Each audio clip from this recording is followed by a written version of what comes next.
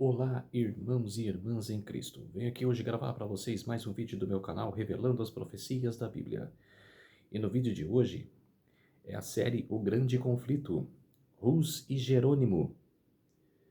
John Hus e Jerônimo de Praga. Eu vou falar sobre esses dois personagens da Idade Média, o que eles realizaram nesse tempo, o que eles foram importantes para a Reforma Protestante, que começou com John Wycliffe, que eu fiz a semana passada, e que continuou, com outros reformadores, que inspiraram outros reformadores. Então, vou falar aqui que John Hus e Jerônimo de Praga, fizeram, contra a Igreja Católica Romana, na Idade Média.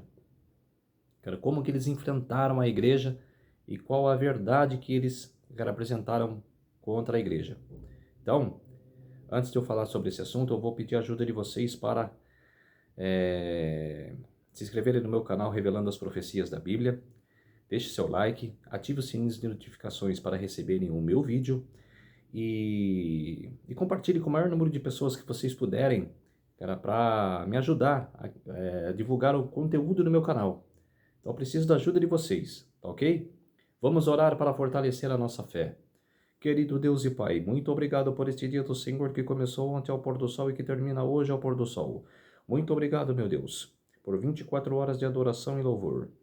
Por isso, meu Deus, venho aqui hoje gravar este vídeo, falar sobre dois personagens da Idade Média que representaram a verdade do Senhor, representando a verdade de Jesus Cristo, contra a Igreja Católica Romana. E que verdades foram essas, Senhor? Eu vou apresentá-la hoje para povos, nações e línguas, para que eles possam saber sobre a história dos personagens da Idade Média. O que aconteceu na Idade Média que não é balela. Ela foi uma história que aconteceu. Por isso, meu Deus, para apresentar essas verdades, eu preciso da ajuda do Senhor. Faça-me de mim o seu servo, para que para que eu possa transmitir essas palavras da serva Ellen G. White, para que as pessoas possam entender o que aconteceu nesse tempo. Por isso, meu Deus, tudo isso agradeço e peço em nome do meu Salvador Jesus Cristo. Amém. Então, povo de Deus, vamos lá. Hus e Jerônimo, pelo que a serva Ellen G. White descreveu. O evangelho foi estabelecido na Boêmia já no século XV. A Bíblia havia sido traduzida e culto público era celebrado na língua do povo.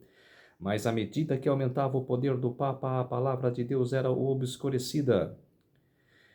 Gregório VI já jactava de destruir os orgulhos dos reis. Não estava menos intencionado a escravizar o povo e, consequentemente, fez circular uma bula proibindo o culto público na língua boêmia.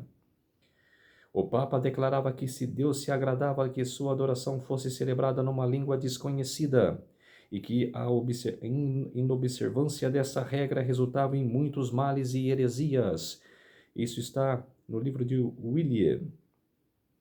Assim, Roma decretava que a luz da palavra de Deus fosse extinta e o povo recluso em trevas. Mas o céu havia provido outros meios para a preservação da igreja. Muitos dos valdenses e albigenses, compelidos pela perseguição a deixar seus lares na França e na Itália, foram para a Boêmia. Embora não ousassem ensinar abertamente, trabalhavam zelosamente em segredo. Assim, a verdadeira fé foi preservada de século em século. Antes dos dias de Hus, houve na Boêmia homens que se ergueram para condenar abertamente a corrupção na igreja e a libertinagem do povo.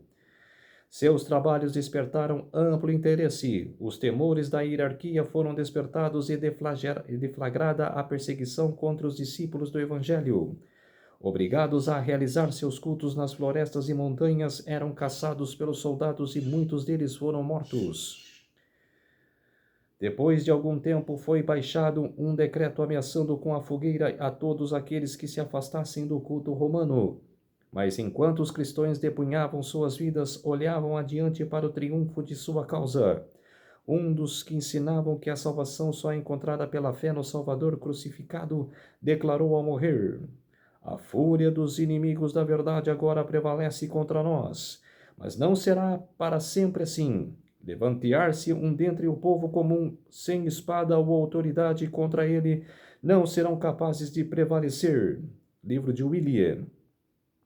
O tempo de Lutero ainda estava muito distante, mas alguém já estava se levantando, alguém cujo testemunho contra Roma faria tremer as nações. John Hus era de origem humilde e bem cedo ficou órfão pela morte de seu pai. Sua piedosa mãe, estimando a educação e o temor de Deus como a mais valiosa das possessões, procurou garantir tal herança para o filho. Hus estudou na escola da província, dirigindo-se depois para a Universidade de Praga, onde foi admitido como estudante pobre. Foi acompanhado na viagem por sua mãe viúva e pobre, que não possuía herança e nem riquezas mundanas para conceder ao filho. Mas à medida que se aproximavam da grande cidade, ela se ajoelhou ao lado do jovem sem pai e invocou para ele a bênção do Pai Celestial. Ela mal imaginava como sua oração seria respondida.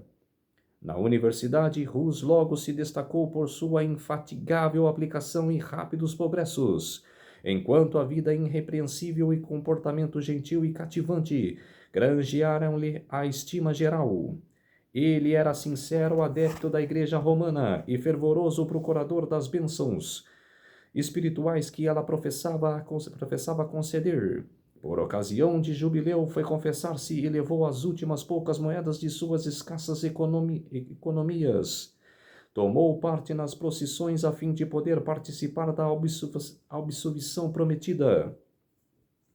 Depois de contemplar o curso colegial, entrou para o sacerdócio. Obtendo o destaque rapidamente, foi logo chamado à corte real. Também se tornou professor e depois reitor da universidade em que recebera a sua educação.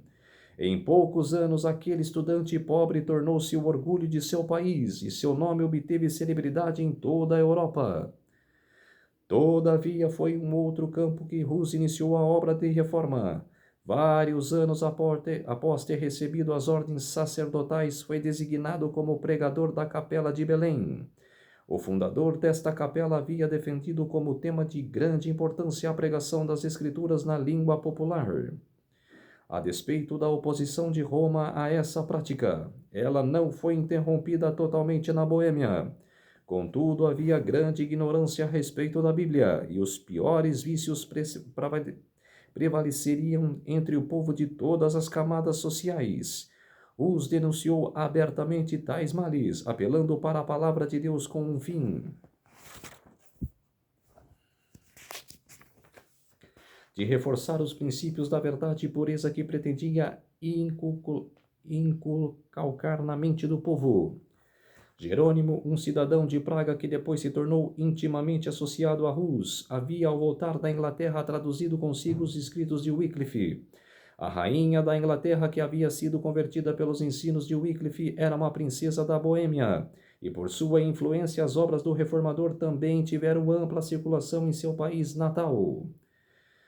Hus levou essas obras com interesses e cria que seu autor era cristão sincero. Inclinar-se a considerar com a favor as reformas por ele defendidas, embora não tivesse consciência disso. Hus tomará um caminho que o levaria para longe de Roma. Nessa ocasião chegaram a Praga 2 estrangeiros procedentes da Inglaterra, homens de saber que tinham recebido a luz e tinham vindo para dizimá-la naquela terra distante. Começando com um ataque aberto à supremacia do Papa, eles logo foram silenciados pelas autoridades, mas não estando dispostos a abrir mão de seu propósito, recorreram às outras medidas. Sendo artistas, bem como pregadores, continuaram praticando sua habilidade. Em local aberto ao público, pintaram 2 quadros. Um representava a entrada de Cristo em Jerusalém, manso e assentado sobre uma jumenta, seguido de seus discípulos descalçados e com trajes gastos pelas viagens. Outro mostrava uma procissão pontifical, com o Papa adornado de ricas vestes e tríplice coroa, montado num cavalo magnificamente adornado, percebido de trombeiros e seguido pelos cardeais e prelados em deslumbrantes ornamentos. Ali estava um sermão que prendeu a atenção de todas as classes. Multidões vieram contemplar os quadros. Ninguém poderia deixar de entender a moral, e muitos ficaram profundamente impressionados com o contraste entre a mansidão e a humildade de Cristo. o mestre e o orgulho e a arrogância do Papa, seu servo professo. Houve grande comoção em Praga e os estrangeiros. Depois de algum tempo acharam necessários partir com a medida em prol de sua própria segurança. Mas a lição que havia ensinado não ficou esquecida. As pinturas produziam profunda impressão na mente de Hus, levando-a a um estudo mais cuidadoso das escrituras e dos escritos de Wycliffe. Embora ele ainda não estivesse preparado para aceitar todas as reformas advogadas por Wycliffe, via mais claramente o verdadeiro caráter do papado e com maior zelo passou a denunciar o orgulho, a ambição e a corrupção da hierarquia. Desde a Boêmia, a luz estendeu-se à Alemanha, pois as perturbações havidas na Universidade de Praga causaram a retirada de centenas de estudantes alemães. Muitos deles tinham recebido de Hus seu primeiro conhecimento da Escritura Sagrada, e ao retornarem disseminaram o Evangelho em sua terra natal. Notícias da obra em Praga foram levadas a Roma, e Hus logo recebeu uma intimação para comparecer diante do Papa. Obedecer seria expor-se à morte certa. O rei e a rainha da Boêmia e a universidade, os membros da nobreza e oficiais do governo uniram-se num apelo ao pontífice para que fosse permitido a Hus permanecer em Praga e responder a Roma mediante representação. Em lugar de conceder deferimento a esse pedido, o Papa procedeu ao progresso e condenação de Hus, declarando estar a cidade de Praga sob interdito. Tal sentença naquele tempo, onde quer que fosse pronunciada, criava alarme generalizado. As cerimônias que a acompanhavam eram celebradas de modo a produzir terror no povo que considerava o Papa como representante do próprio Deus. Detendo as chaves do céu e do inferno e possuindo o poder para invocar juízos tanto temporais como espirituais, cria-se que os portais celestiais ficavam fechados para a região atingida pelo interdito, e até que o Papa se agradasse em remover a excomunhão, os mortos eram impedidos de acessar as moradas da bem-aventurança. Como sinal desta terrível calamidade, todos os serviços religiosos foram suspensos e as igrejas fechadas. Os casamentos eram realizados no pátio da igreja. Aos mortos era negado sepultamento em terreno consagrado. E esses eram colocados em valas ou nos campos sem qualquer ritos fúnebres. Assim através de medidas que apelavam para a imaginação.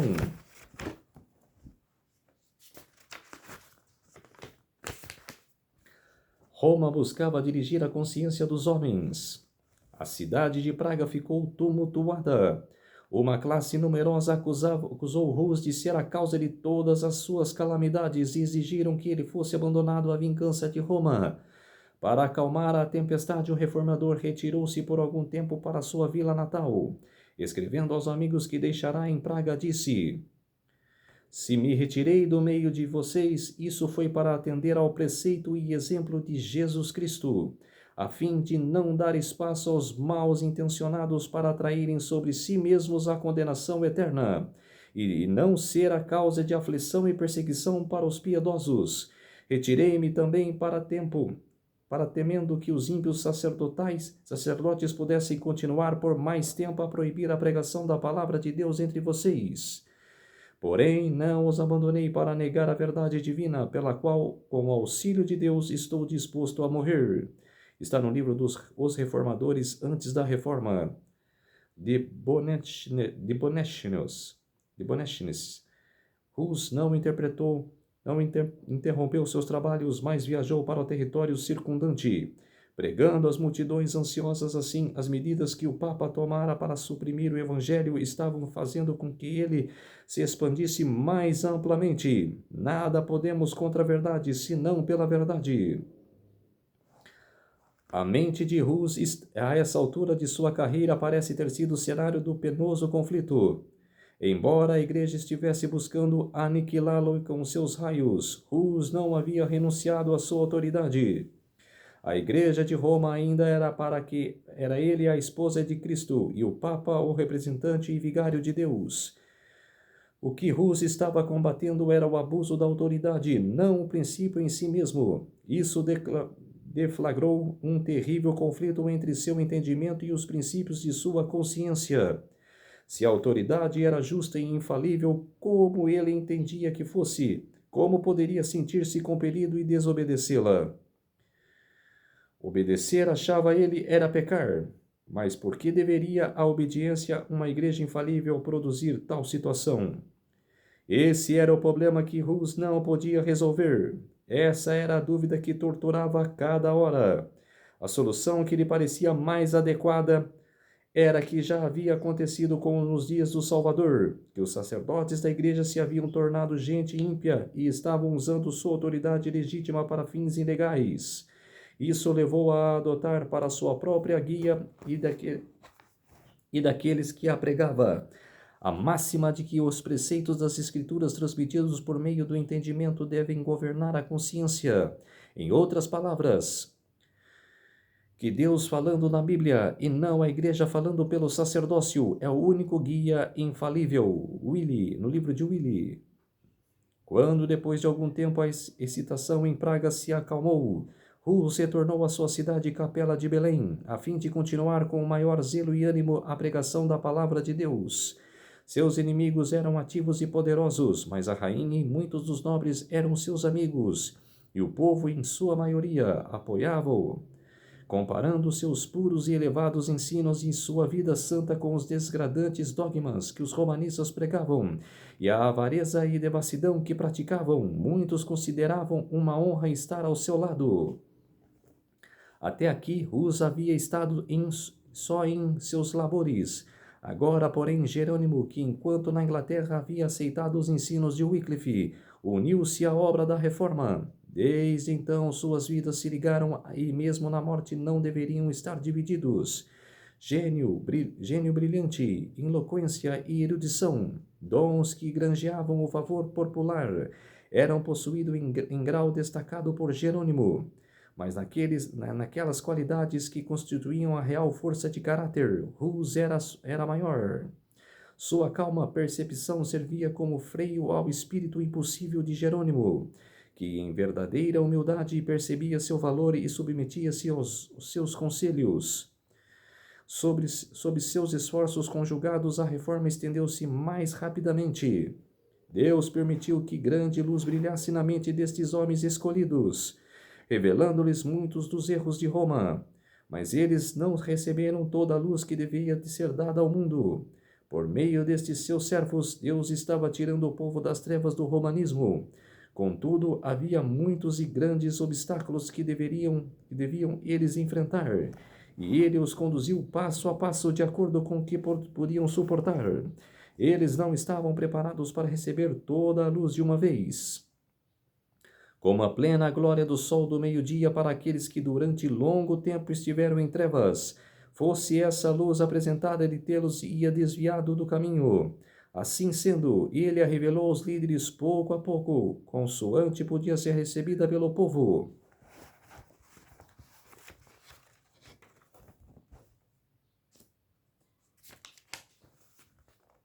De século em século, outros fiéis ombreiros deveriam seguir-se para guiar o povo cada vez mais além na senda da reforma.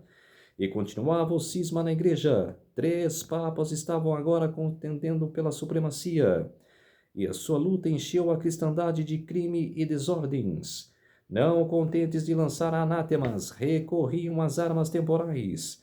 Cada qual que se propunha a adquirir armas e alistar-se soldados, eles precisavam logicamente de dinheiro, e para consegui-lo todos os dons, ofícios e bênçãos da igreja eram postos à venda.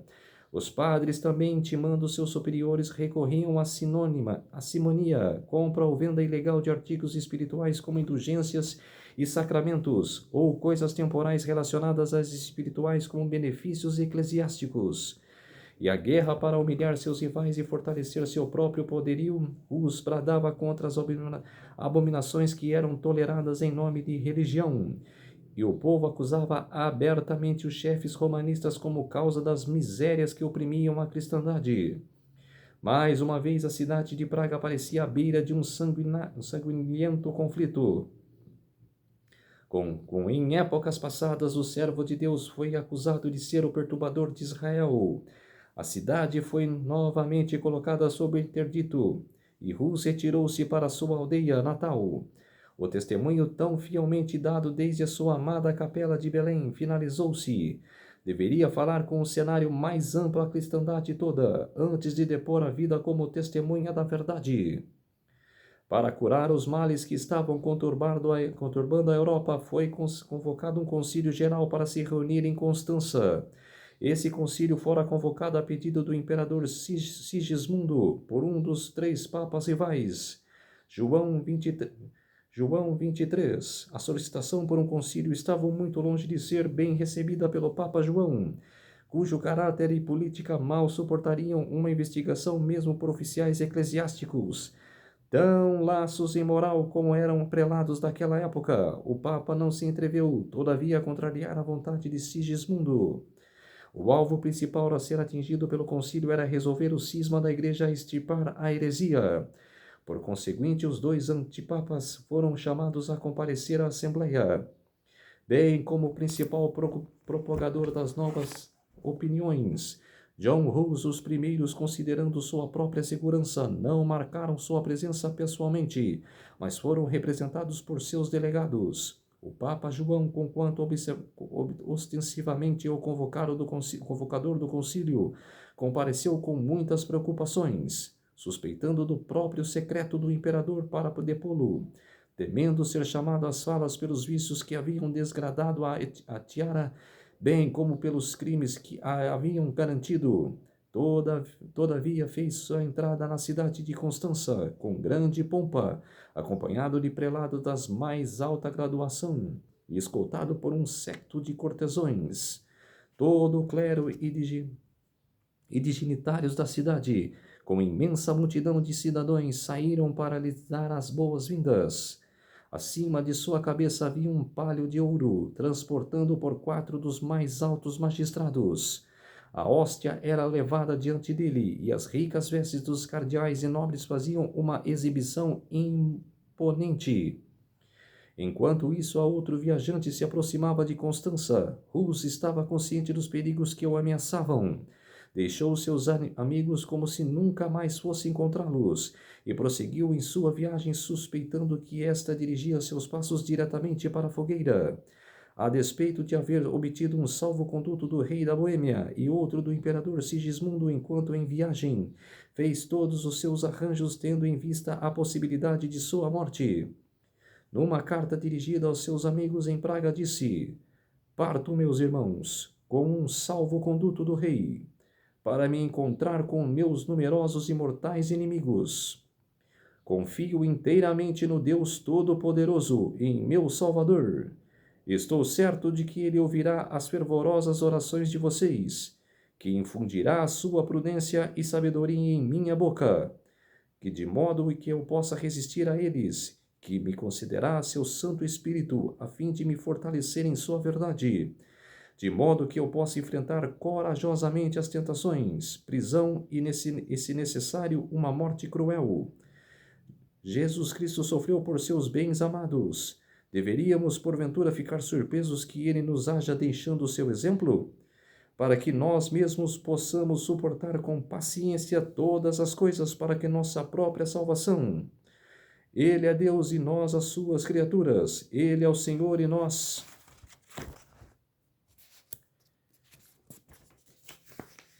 seus servos. Ele é o Senhor do mundo e nós somos desprezíveis mortais.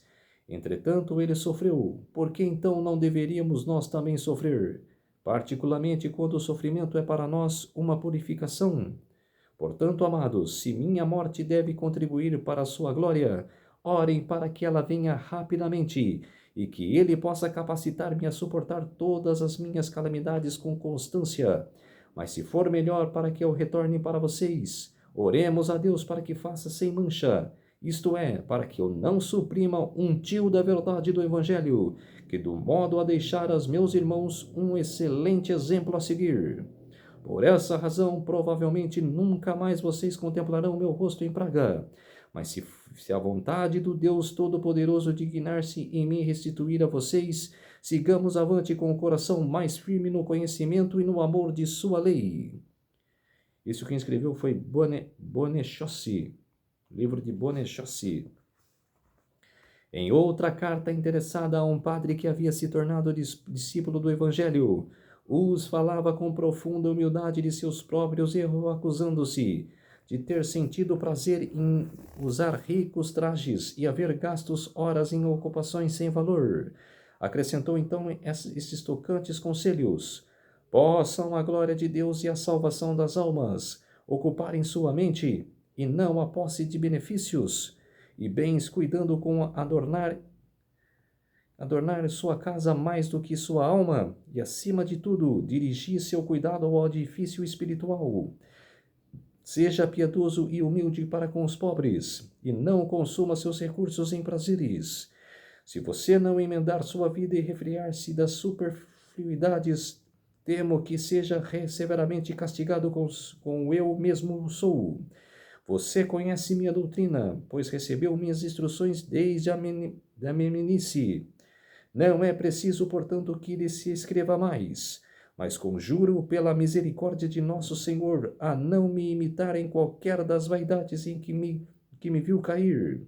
Na parte frontal da carta acrescentou: conjuro, meu amigo, a não abrir esta carta antes que tenha certeza de que estou morto. Bonechossi. Em sua viagem, Hus pôde observar por toda a parte indicações da desilusão de suas doutrinas e o favor com que sua causa era vista. O povo se acumulava para poder vê-los. Em algumas cidades, os magistrados o acompanhavam pelas ruas. Ao chegar a Constância, Hus recebeu plena liberdade. Ao salvo-conduto do imperador foi acrescida uma garantia pessoal de proteção por parte do Papa. Mas em violação a essas solenes e repetidas declarações, o reformador foi preso em pouco tempo por ordem do Papa e dos cardeais e lançado em uma repulsiva masmorra. O Papa, todavia, tirando muito pouco proveito de sua perfidia, logo foi trancafiado no mesmo cárcere. Bonechossi, fora provado perante o concílio de que ele ser culpado dos crimes mais vis, além de assassínio, sinônima e adultério. Pecados que não convém mencionar. Assim o mesmo concílio afirmou, e ele foi finalmente despojado da tiara e lançado na prisão. Os antipapas também foram dispostos ao novo pontífice foi escolhido.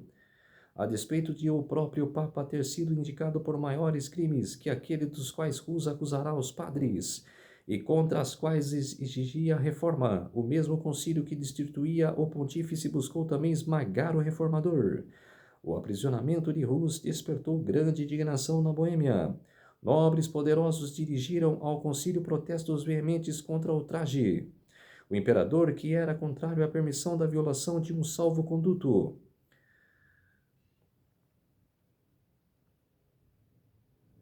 opôs-se ao processo contra Hus, mas os inimigos do reformador eram maliciosos e determinados. Eles apelaram para os preceitos do imperador, para que os seus temores e zelo para com a igreja engrandearam argumentos de grande peso para provar que o imperador tinha perfeita liberdade de não manter fidelidade para com o herege, e que o concílio, estando acima do imperador, estava desobrigado de sua palavra. História do concílio de Constância de Lenfante. Assim prevaleceram eles, debilitado pela doença e aprisionamento, pois que o ar poluído e úmido da prisão havia lhe causado uma febre que quase pôs fim à sua vida. Hus foi afinal levado perante o concílio. Carregado de cadeias, ficou em pé na presença do imperador, cuja honra e boa fé tinham sido empenhadas em protegê-lo. Durante seu longo julgamento, conservou firmemente a verdade na presença dos dignitários da igreja, e, estado reunidos, proferiu solene e fiel protesto.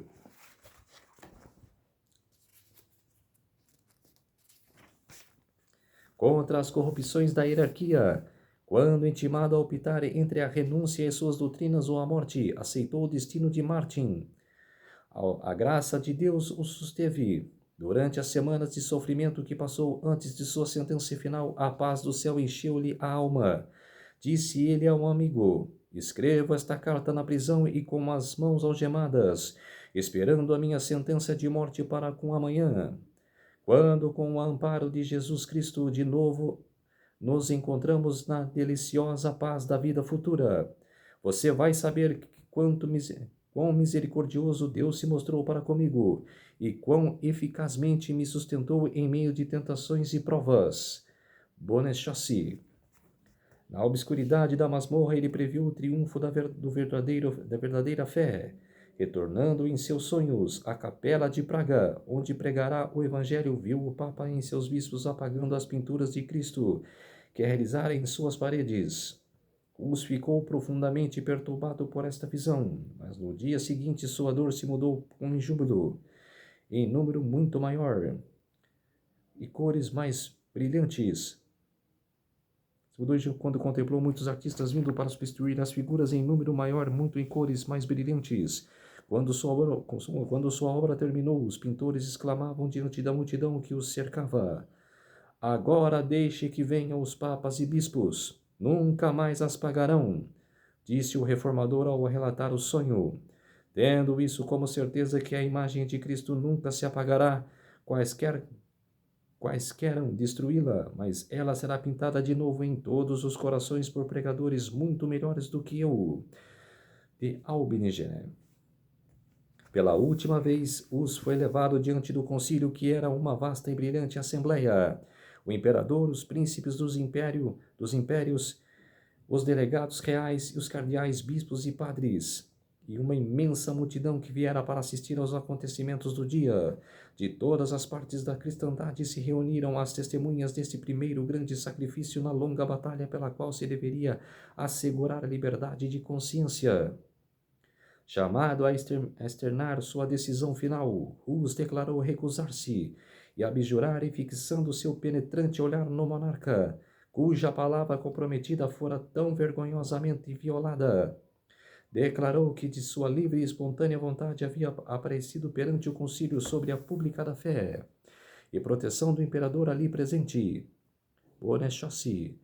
Um intenso rubor avermelhou o rosto de Sigismundo, quando olhou de todos os presentes na assembleia, se fixaram nele. Tendo sido pronunciada a sentença, teve início a cerimônia de degradação. Os bispos vestiram-se o prisioneiro com um hábito sacerdotal, e enquanto recebia as vestes de padre, disse: Nosso Senhor Jesus Cristo foi coberto por um traje branco para insulto quando Herodes mandou levá-lo perante Pilatos. Bonne chance. Sendo novamente exortado a retratar-se, publicou, voltando-se para o povo: Com que cara, pois, eu contemplaria os céus? Como olharia para as multidões de homens a quem preguei o evangelho puro? Não, aprecio sua salvação mais do que este pobre corpo, agora votado à morte. As vestimentas foram retiradas uma a uma, e cada bispo pronunciava uma maldição ao realizar sua parte na cerimônia. Finalmente, uma coroa ou mitra, sobre a qual estavam pintadas horrendas figuras de demônios, e trazendo a inscrição, aqui herege, foi colocada sobre sua cabeça. Hus então disse: Com muito prazer usarei sobre a cabeça esta coroa de infâmia por teu amor, ó Jesus, que por mim portastes uma coroa de espinhos. Estando assim vestidos, os prelados voltaram para a alma Satanás. Hus, olhando para o céu, exclamou: Encomendo o meu espírito em tuas mãos, ó Senhor Jesus, pois tu me redimistes. Willi. Ele foi então entregue às autoridades seculares e conduzido para o lugar de execução. Uma imensa procissão o acompanhou, centenas de homens armados, padres e bispos em suas custosas vestimentas, e os habitantes de Constança, quando já estava amarrado e exortado a salvar-se, renunciando aos seus erros.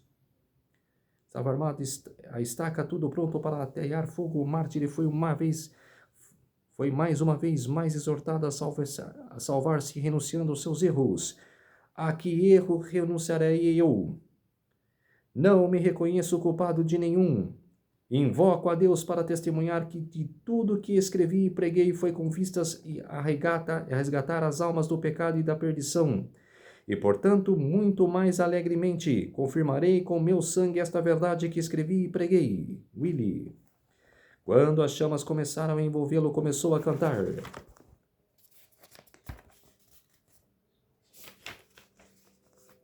Jesus, filho de Davi, tem misericórdia de mim. Assim continuou até que sua voz silenciou para sempre. Mesmo com seus inimigos ficaram impressionados com seu procedimento heróico. Um zeloso papista, descrevendo os martírios de Rus e Jerônimo, que morreu logo depois, disse: ambos se portaram com inabalável firmeza quando sua obra derradeira se aproximou. Eles se prepararam para o fogo como se fosse uma festa de casamento. Não deixaram escapar nenhum grito de dor. Ao se erguerem as chamas, começaram a cantar hinos, e a intensidade do fogo dificilmente podia deter o seu canto. Eu vou dar uma parada no texto aqui. Vou falar Vou falar uma coisinha aqui. Quando a Igreja Católica Apostólica Romana, estava a júbilo de Satanás, Satanás dominava esta igreja. O espírito de Satanás, entrava naqueles homens. Porque um ser humano, não consegue, com um coração cheio de amor, um coração cheio do amor de Deus, a desobedecer ou ferir outra pessoa. Quando uma pessoa fere, quando uma pessoa desobedece a outra, é porque, o espírito de Satanás está agindo diante dela.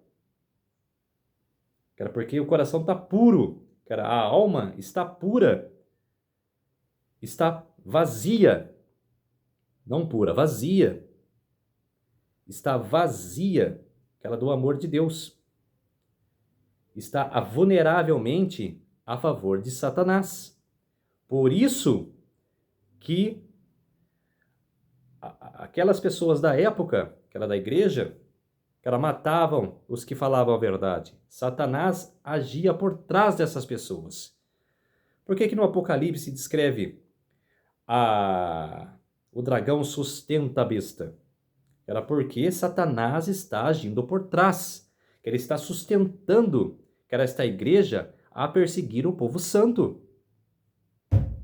As igrejas de hoje não perseguem ninguém. Porque Satanás não está agindo. Age por ordem política. Agem no meio da política. Por isso que essa carta, que um papista escreveu, que eles admiraram a verdade, de Rus e Jerônimo, porque naquele momento que a obra foi realizada, que tacaram eles na fogueira, Satanás se retira. Ele quer, Satanás quer, aquele momento, ele fazer a obra dele na pessoa, a pessoa decaiu, ele se retira daquela pessoa. É isso que vocês têm que entender. Muita gente me critica, o livro é herege, o livro é satânico, que eu tô lendo aqui. Não é. Olha o que esse papista falou. Eu vou repetir de novo. Meus inimigos ficaram impressionados com seu procedimento heróico. Um zeloso papista escrevendo os mártires de Rus e Jerônimo, que morreu logo depois, disse: ambos se portaram com inabalável firmeza. Quando sua hora derradeira se aproximou, eles se prepararam para o fogo como se fosse uma festa de casamento. Não deixaram escapar nenhum grito de dor. Ao se erguerem as chamas, começaram a cantar hinos e a intensidade do fogo dificilmente podia deter o seu canto. Ele falou sinceramente aqui, nesta carta. Porque não estava mais Satanás agindo na vida dessa pessoa. Naquela igreja. Eles ficaram admirados, porque Satanás realizou a sua obra. O que Satanás queria era atacar os cristãos na fogueira. Tacou os cristãos na fogueira, ele se retira daquela parte, ele se retira daquele lugar. Por isso que eles ficaram admirados. Por isso que eles ficaram admirados pela coragem de Rus e Jerônimo. Entendam. As pessoas hoje não entendem, era porque não estudam, não compreendem. Depois do corpo de Rus ter sido completamente cremado, suas cinzas, juntamente com o solo sobre o qual repousavam, foram juntadas e lançadas no Reno, e assim transportadas para o oceano. Seus perseguidores em vão imaginavam ter desraigado as verdades que eu pregará. Eles mal sonhariam com as cinzas levadas ao mar naquele dia. Deveriam ser qual semente espalhada em todas as nações da terra. Em terras ainda desconhecidas produziriam fruto abundantemente em testemunho da verdade. A voz que se erguera no salão do concílio de Constança havia despertado ecos que seriam ouvidos através de suas eras vindouras.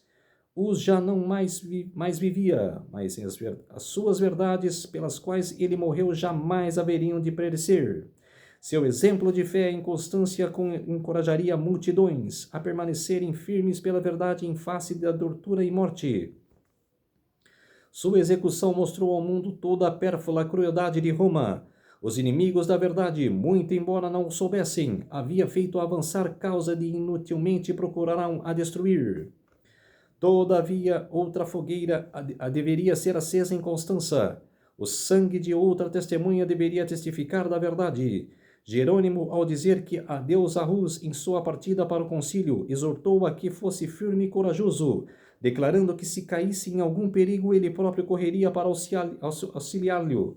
Ao ouvir sobre a sua prisão do reformador, o fiel discípulo imediatamente se preparou para cumprir a promessa. Sem um salvo-conduto e tendo apenas um único companheiro, partiu para Constança. Ao chegar ali, ficou convencido de que ele apenas estava expondo ao perigo, sem a possibilidade de fazer qualquer coisa para o livramento de Rus.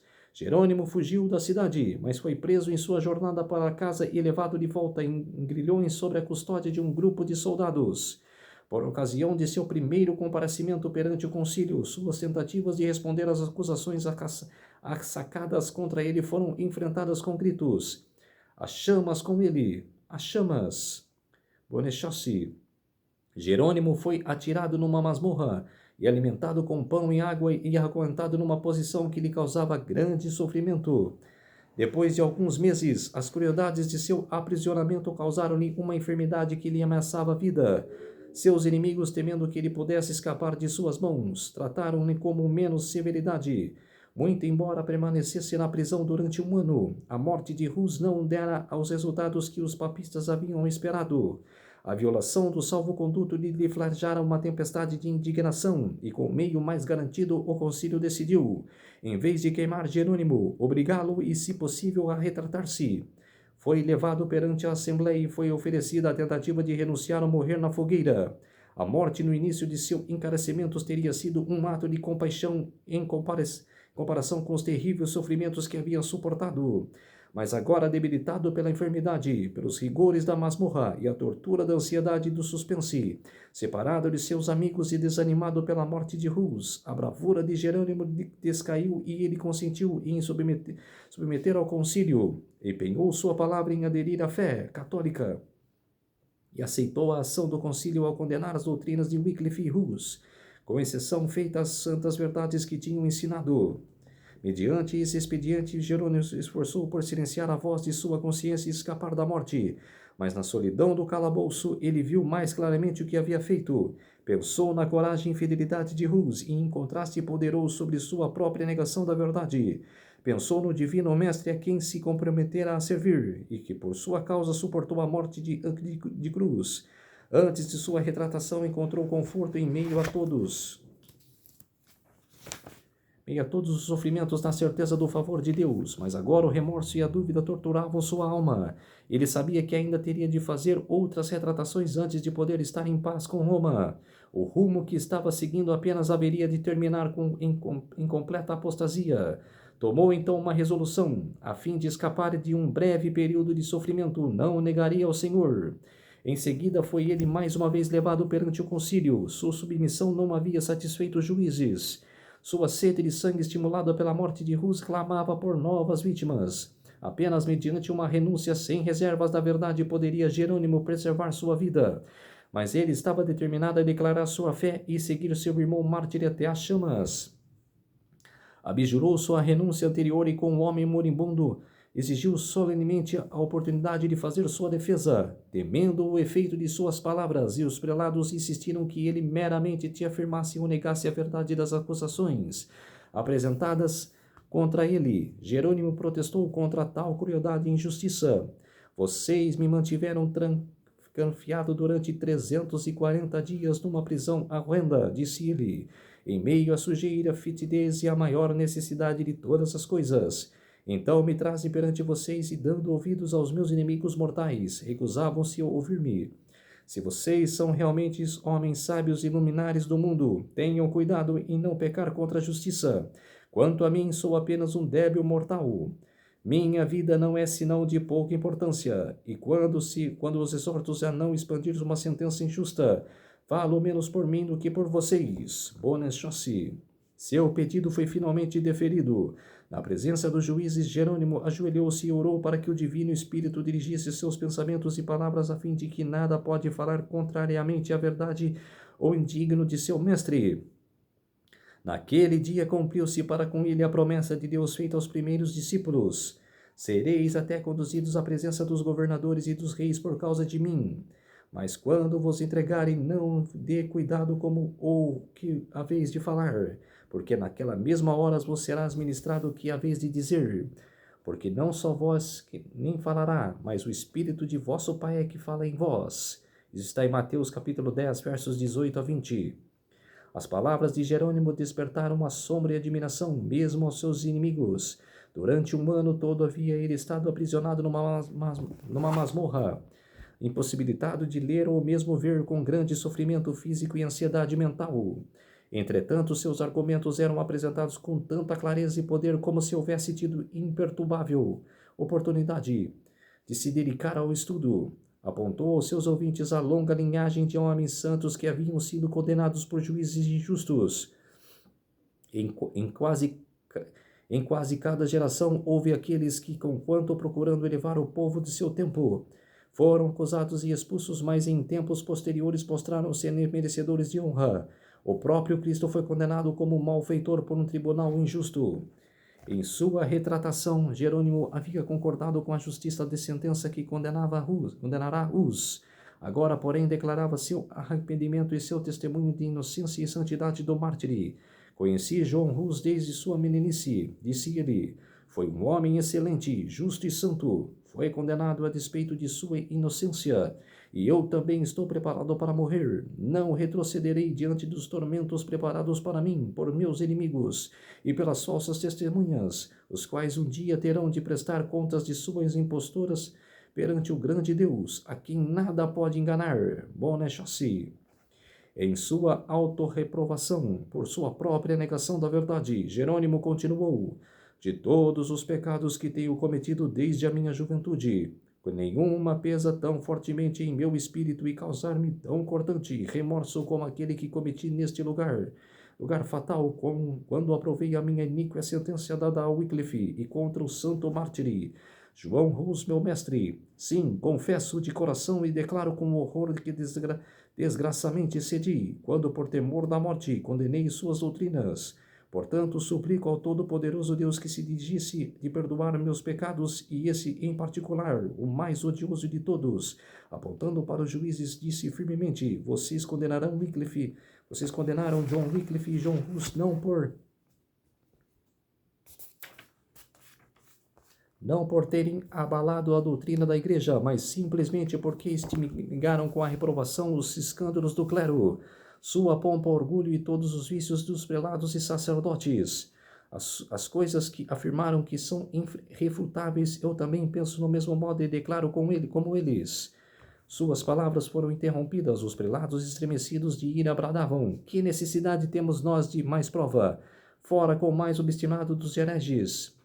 Inabalável diante da tempestade, Jerônimo exclamou: que vocês acham que eu tenho medo? Vocês acham que eu tenho medo de morrer? Vocês me mantiveram por um ano todo numa pavorosa masmorra, mais terrível do que a própria morte.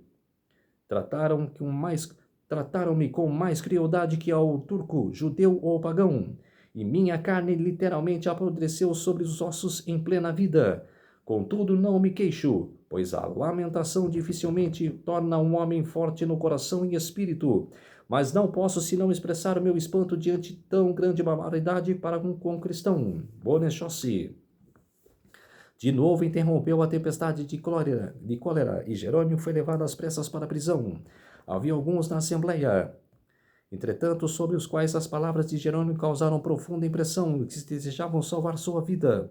Ele foi avistado por dignitários que se desejavam salvar, dignitários da igreja, os quais insistiram que ele submetesse ao concílio. As mais brilhantes perspectivas foram apresentadas como recompensa de renunciar à sua oposição a Roma. Mas como seu mestre, quando lhe oferecida a glória do mundo, Jerônimo permaneceu firme. Provai-me pelas sagradas escrituras que estou em erro, disse ele, ou eu renunciarei. As sagradas escrituras, exclamou um de seus tentadores, deve ter julgado por elas. Quem as pode compreender até que a igreja tenha as interpretado? São as tradições dos homens mais dignas de fé que o evangelho de nosso Salvador. Replicou Jerônimo, Paulo não exortou aqueles que quem escreverá a escutarem as tradições dos homens, mas disse, examine as escrituras.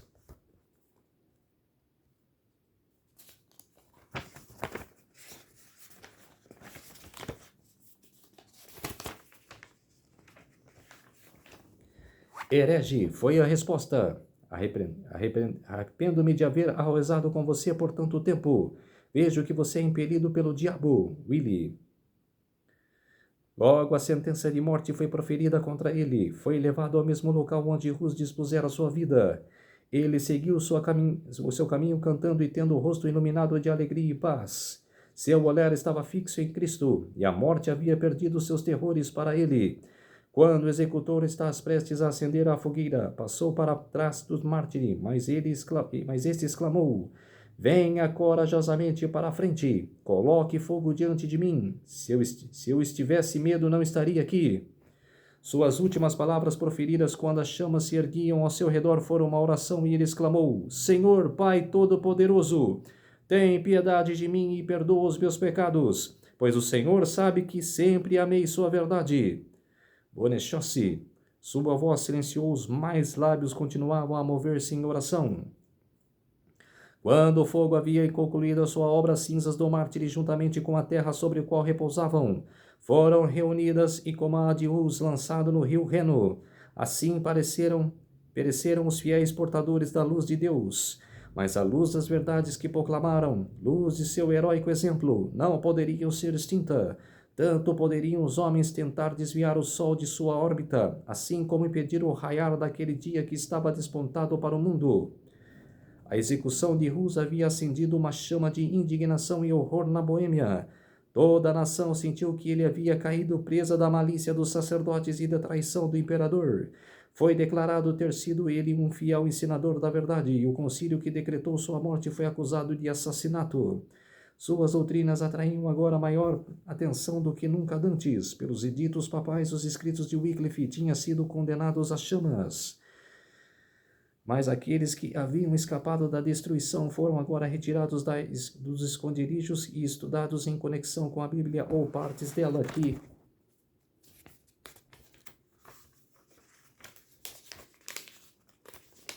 o povo podia adquirir, e muitos assim foram levados a aceitar a fé reformada. Os assassinos de Rus não permaneceram em silêncio, testemunhado o triunfo de sua casa. O Papa e o Imperador uniram-se para esmagar o movimento e os exércitos de Sigismundo foram arremessados contra a Boêmia. Mas um libertador se levantou, Zisca, que logo depois do início da guerra ficou completamente cego. Todavia ele foi um dos mais hábeis generais de seu tempo e líder dos boêmios. Confiando na ajuda divina e na justiça de sua causa, aquele povo resistiu os mais poderosos exércitos que poderiam investir contra eles. Por diversas vezes o imperador, organizando novos exércitos, invadiu a Boêmia apenas para ser humilhadamente repelido. Os hussitas ergueram-se acima do temor da morte e nada lhes poderia resistir. Uns poucos anos depois do início da guerra, o bravo Zisca morreu, mas em seu lugar foi preenchido por Procópio, que era um general igualmente corajoso e capaz, em alguns sentidos, um líder mais competente. Sabendo que morrerá o guerreiro cego, os inimigos dos boêmios achavam ser favorável a oportunidade para recuperar tudo que haviam perdido. Então o Papa lançou uma cruzada contra os citas, e novamente uma imensa força se precipitou sobre a Boêmia, mas apenas para sofrer terrível derrota. Seguiu-se outra cruzada em todos os países papais da Europa. Juntaram-se homens, dinheiro e munições de guerra. Multidões concentravam-se sobre o estandarte papal, certas de que afinal seriam dado ao fim os hereges sucitas. Confiante na vitória, a vasta força entrou na Boêmia. O povo se reuniu para repeli-la. Os dois exércitos se aproximaram um do outro, até que apenas um rio jazia entre eles. As forças aliadas eram muito superiores em número. Todavia, em lugar de se lançarem aguerridamente para atacar os sucitas, eles permaneceram em silêncio, contemplando-os como se estivessem enfeitadas. Subitamente, subitamente, um misterioso terror caiu sobre as hostes. Sem deferir um golpe, aquela poderosa força se desfez e espalhou como se dispersada por um poder invisível. Um vasto número de soldados aliados foi morto pelo exército suscita, que perseguiu os fugitivos. Um imenso espólio caiu nas mãos dos vitoriosos, de maneira que a guerra, em lugar de empobrecer, enriqueceu os boêmios. Alguns anos mais tarde, sobre o novo Papa, outra cruzada foi lançada. Como antes, homens e meios foram trazidos de todos os países papais da Europa.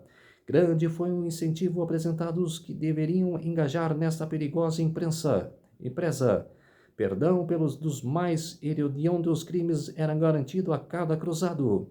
A todos os que morressem na guerra foi prometida uma rica recompensa no céu, e aqueles que sobrevivessem haveriam de colher honras e riquezas no campo de batalha. Mais uma vez foi remido um imenso exército e cruzando a fronteira invadiu a Boêmia.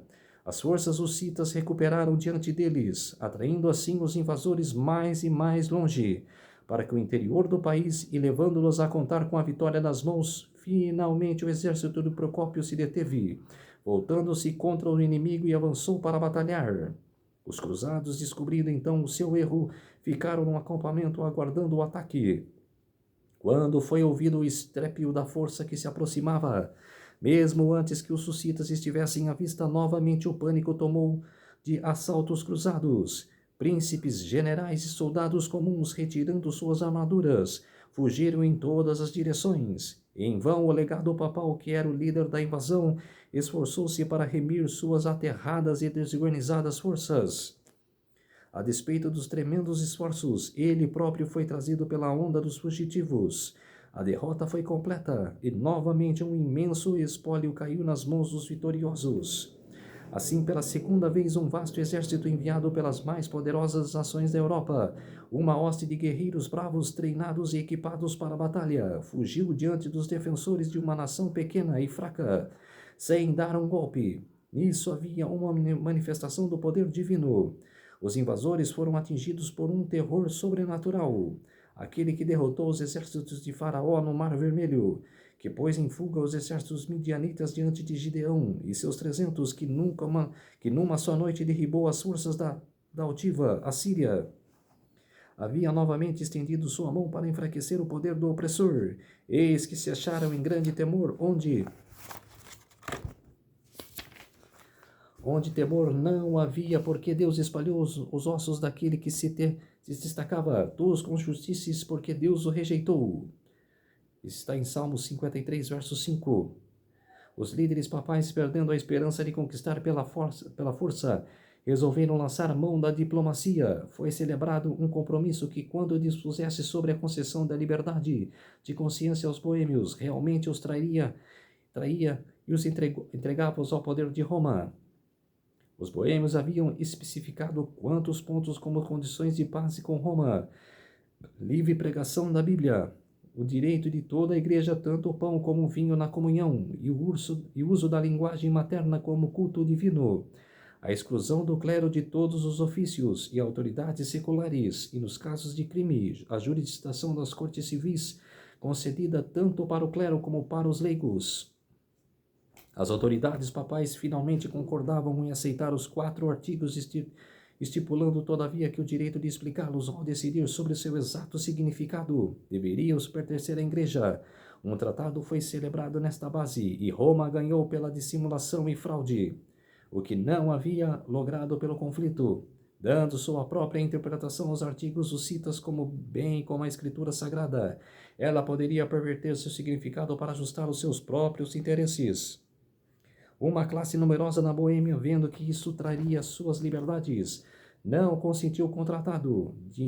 Dissensões e diversos surgiram, levando à contenda o derramamento de sangue entre eles mesmos. O nobre Procópio pereceu nessa luta e também a liberdade da Boêmia. Sigismundo, traidor de Rus, e Jerônimo tornou-se agora rei da Boêmia, e não levando em consideração seu juramento de apoiar os direitos dos boêmios, prosseguiu com o estabelecimento do papado. Mas ele pouco ganhou com sua superficiência a Roma. Durante 20 anos sua vida foi fora plena de trabalhos e perigos. Seus exércitos haviam sido debilitados e os tesouros imperiais drenados por uma longa e infrutífera luta. E agora, depois de reinar 1 ano, morreu abandonado em seu reino à beira de uma guerra civil, e deixando em herança para a posteridade um nome estigmado com a infâmia. Tumultos, luta e derramamento de sangue se estenderam. Novamente, exércitos estrangeiros invadiram a Boêmia, e as dissensões internas continuavam a perturbar a nação. Aqueles que permaneceram fiéis ao Evangelho ficaram sujeitos à sangrenta perseguição. Como seus antigos irmãos, entrando em acordo com Roma e absorvendo seus erros, aqueles que se apegavam à antiga fé acabaram formando uma igreja distinta e adotando o nome de Irmãos Unidos. Esse ato atraiu-lhes as maldições de todas as classes. Todavia, sua firmeza era inabalável. Forçados a buscar refúgio dos bosques e cavernas, eles ainda se reuniram para ler a palavra de Deus e congregar em seu culto. Através de mensageiros enviados secretamente a diversos países, souberam que aqui e ali há isolados que confessavam a verdade, um pouco nesta e um pouco naquela cidade, objetos de perseguição como eles próprios, e que em meio às montanhas dos Alpes tinham uma antiga igreja alicerçada no fundamento das Escrituras. Essa notícia foi recebida com grande alegria, e foi aberta uma correspondência com os cristãos valdenses.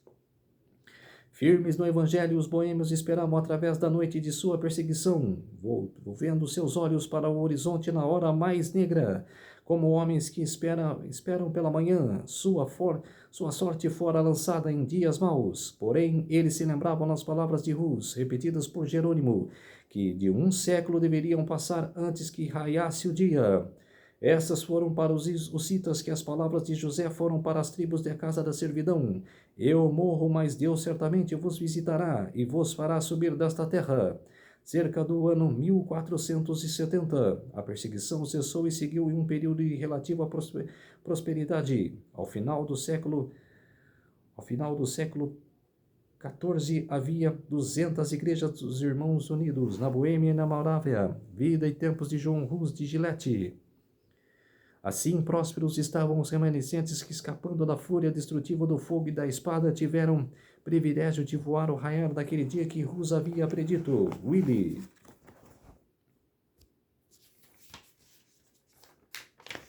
Então, povo de Deus, essa foi a história de John Rus e Jerônimo. Então, vocês entenderam o que eu quis explicar? Que a Igreja Católica Apostólica Romana, durante a Idade Média, foi sustentada pelo Satanás, que era depois que os hereges eram lançados na fogueira, que a obra de Satanás foi feita, que ele se retirava daquele lugar, que o espírito se retirava, que eles ficaram impressionados com a alegria que John Rus, que Jerônimo, estavam no meio de uma fogueira. Eles ficaram admirados pela coragem desses dois. Então, povo de Deus, igual aconteceu, com os 3 amigos de Daniel, que era Daniel capítulo 3, que era com os 3 amigos de Daniel na fornalha ardente. O rei Nabucodonosor se enfureceu porque eles não adoraram a estátua. Era Satanás agindo por trás.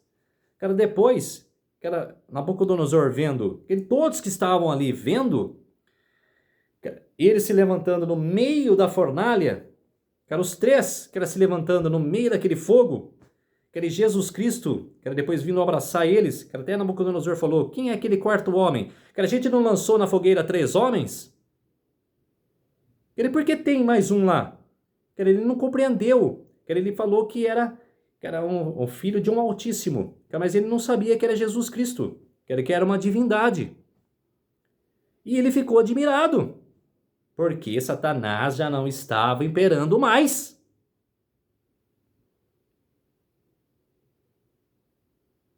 Vamos orar para fortalecer a nossa fé. Querido Deus e Pai, muito obrigado por essas horas, minutos e segundos que o Senhor esteve comigo. Fez-se de mim o seu servo, para que apresentasse essas verdades para todos os povos, nações e línguas, para que eles possam compreender o que significa esse grande conflito entre o bem e o mal. O que a serva do Senhor Ellen G. White escreveu, que era a história da Idade Média. Por isso, meu Deus, muito obrigado por essas horas, minutos e segundos que o Senhor esteve comigo. Tudo isso agradeço e oro em nome do meu Salvador, Jesus Cristo. Amém. Então, povo de Deus, eu preciso da ajuda de vocês para se inscreverem no meu canal Revelando as Profecias da Bíblia.